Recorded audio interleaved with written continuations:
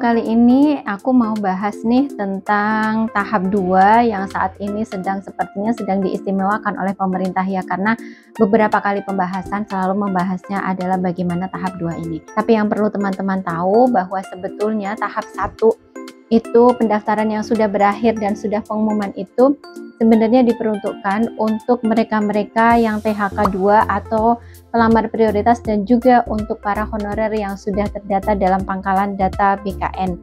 Kemudian yang tahap kedua ini adalah diperuntukkan untuk mereka-mereka yang belum terdata dalam pangkalan data BKN tapi sudah mempunyai masa kerja 2 tahun di instansi pemerintah. Ingat ya teman-teman, yang bisa adalah di instansi pemerintah yang 2 tahun itu bisa mendaftar. Kemudian juga ditambah untuk guru adalah yang PPG Prajab yang datanya ada di PPG Kemdikbud. Nah, kemudian kenapa kemudian di sini tahap 2 ini selalu diperpanjang? Perpanjangan yang pertama adalah sampai 7 Januari 2025. Namun setelah sampai pada tanggal 7 Januari kemudian ada perpanjangan lagi sampai tanggal 15 Januari 2025. Nah, teman-teman perlu pahami, perpanjangan ini dimaksudkan adalah untuk mengakomodir teman-teman yang pada saat tahap pertama yang seharusnya itu adalah mereka yang terdata di data BKN dan juga K2, banyak dari mereka yang belum mendaftar, belum mengikuti seleksi. Alasannya adalah satu, karena banyak juga yang TMS. Yang kedua, tidak bisa mendaftar karena memang tidak dibukanya formasi. Yang ketiga, mungkin mereka memang tertinggal informasi. Padahal mereka datanya adalah sudah ada di data BKN.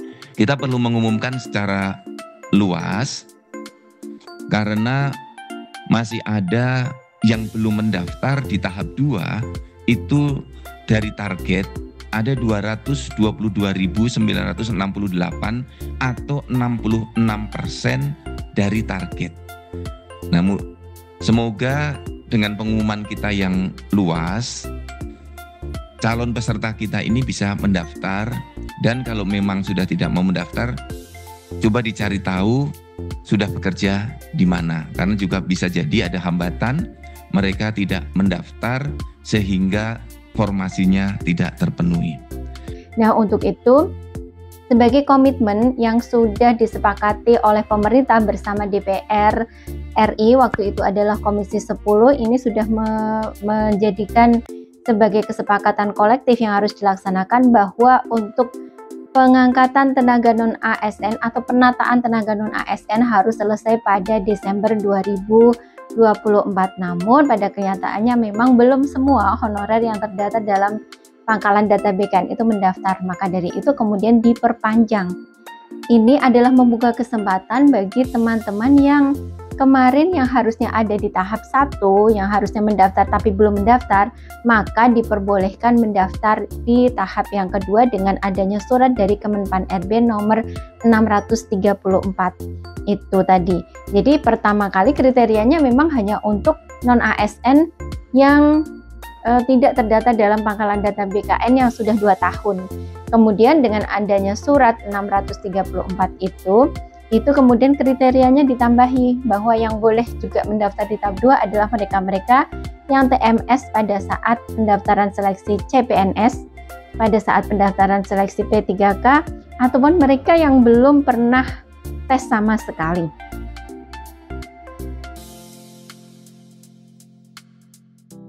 Nah, kemudian itulah yang kemudian diakomodir agar mendaftar semua. Tujuannya apa? Karena nanti untuk tahun 2025 sudah tidak ada lagi istilah honorer. Jadi kalau masih ada honorer, nanti mereka tidak berhak dibayarkan dari belanja pegawai ataupun dari belanja di luar belanja pegawai. Untuk itu pemerintah sedang berusaha agar tidak terjadi permasalahan ke depannya, teman-teman yang statusnya tidak dialihkan nanti soalnya tidak bisa dibayarkan lagi. Jadi mereka tidak berhak menerima pembayaran jika statusnya masih sebagai honorer. Kalau masih honorer nanti nggak bisa betul-betul nggak bisa bayar, jadi nggak bisa dibayarkan. Jadi mungkin biasa saja mereka masuk yang sudah masuk ke dalam data BKN dibiarkan untuk masuk ke dalam seleksi dan nanti penggajiannya itu disesuaikan dengan gaji yang diterima saat ini. Kan sekarang juga Bapak masih menggaji mereka dengan gaji yang sesuai dengan yang sudah diterimakan pada saat ini begitu.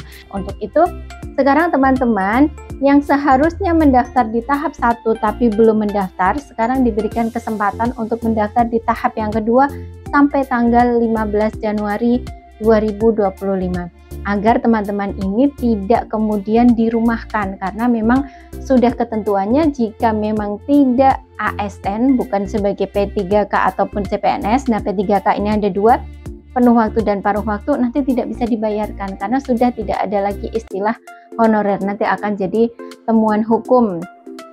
Dipertahankan sebagai tenaga honorer jadi temuan karena sudah diberi kesempatan oleh pemerintah pusat untuk mereka resmi menjadi ASN tapi tenaga kontrak, pegawai kontrak P3K, itu yang dicita-citakan oleh honorer. Harus dia jelas statusnya mereka. Nggak mungkin dianggurkan. Akan nambah masalah sosial, masalah politik, dan mereka nanti kemana? Maka kebijakan pemerintah pusat ya sudah ikut seleksi. Resmi aja menjadi pegawai kontrak. ASN kan ada dua macam. Ada yang PNS, ada yang kontrak.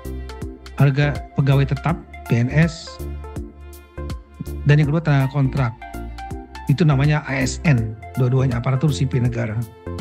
Jadi teman-teman itu ya, teman-teman jangan lagi gagal paham bahwa hal ini kenapa kok sepertinya yang honorer 2 tahun diistimewakan. Justru yang diistimewakan adalah mereka yang sudah terdata dalam pangkalan data BKN. Pemerintah memperpanjang, mengulur waktu sampai 2 kali. Ini adalah untuk mereka-mereka yang sudah K2 dan sudah terdata dalam pangkalan data BKN. Jadi untuk teman-teman yang kemarin mendapatkan status R2 dan R3 juga tidak perlu khawatir, karena nanti pemerintah juga akan berusaha untuk mendekati pemerintah daerah, Pemda-Pemda, untuk kemudian menanyakan lagi kesanggupan mereka untuk menambah formasi sampai kemudian R2 dan R3 ini bisa diangkat menjadi penuh waktu.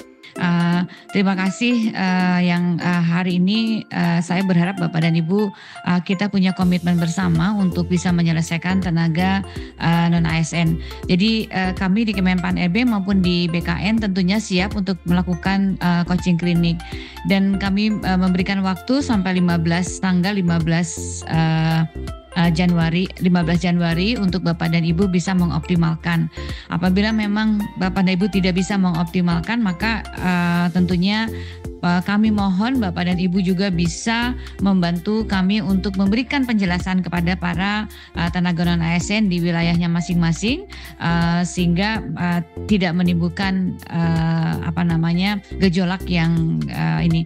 Karena memang seharusnya kita sudah sesuai dengan formasi kemarin yang sebagaimana Bapak usulkan, itu sebenarnya seharusnya kita selesaikan begitu ya. Tetapi kita memberikan optimalisasi untuk supaya Bapak dan Ibu apabila memang akan menggunakan itu kami persilakan, tapi memang jika tidak, mohon bisa diselesaikan karena formasi penyelesaian ini bukan ada di Pak Mendagri, di saya atau Pak Kepala BKN, tetapi sepenuhnya menjadi penyelesaian di tingkat instansi, gitu, karena kami sudah membuka itu. Demikian Bapak dan Ibu, terima kasih, dan kami siap untuk melakukan coaching klinik untuk sebelum tanggal 15. Tadi sudah ada jadwal dari Pak Mendagri, tim kami untuk membantu Bapak dan Ibu. Sekali lagi terima kasih atas komitmennya.